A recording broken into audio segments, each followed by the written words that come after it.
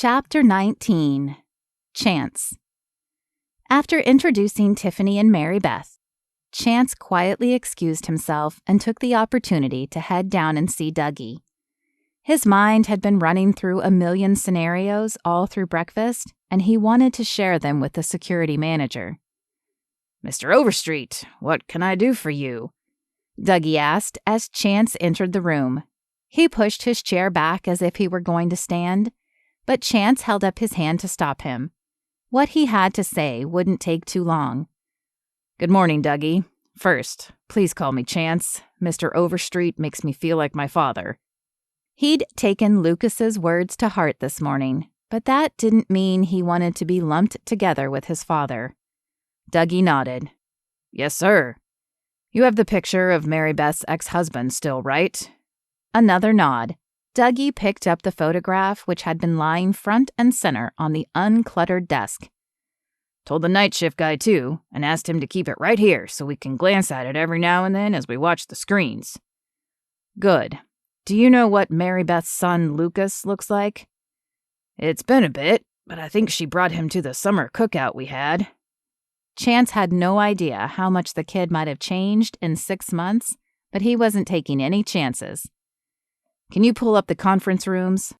Lucas is in one of them with Merribeth and Tiffany, this woman I've hired to watch him while they're staying here.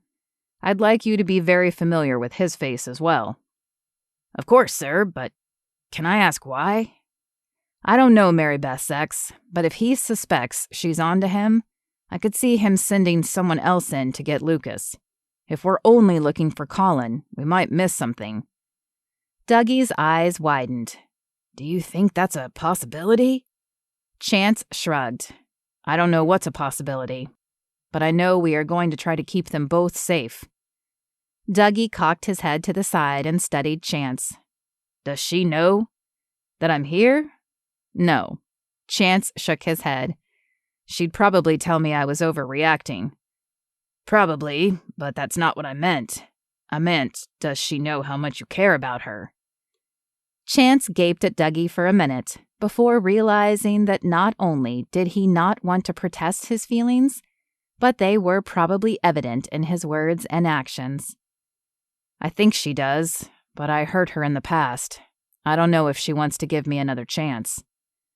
Dougie appeared to consider the words for a moment before nodding.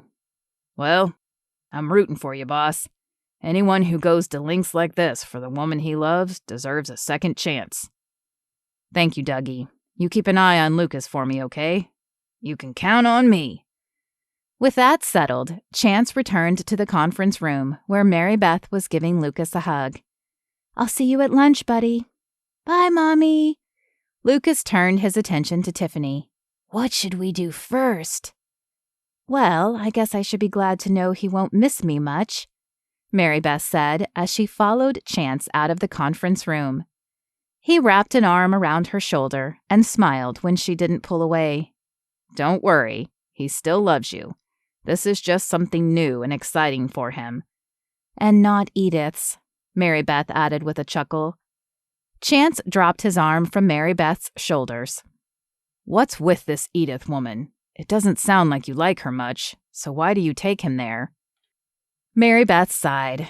"When Colin and I were married, I stayed home with him. But when he left, I had to get a job. The office job I worked before coming here had good hours, but it didn't pay very well. She was all I could afford. I've managed to get him a slot in a local preschool, but not until next month." "It may take slightly longer than a month to get our center here up and running, but I want you to know that Lucas will have a spot if you want it." She stopped and stared up at him. "Thank you, Chance. You've been really amazing this last week." Chance wasn't sure if now was the right time, but he couldn't keep the words back any longer. "Amazing enough that you might consider going on a date with me?" A slow smile spread across Merribeth's lips even as she shook her head. "Maybe, but not until after the parade. We have a lot of work to do for it yet, and I think both of us should focus on that first. You want your first parade as boss to go off without a hitch." He supposed he did, but he so wanted to kiss Merribeth again, even more. Stifling his sigh, he nodded. I guess you're right. We better get to it then.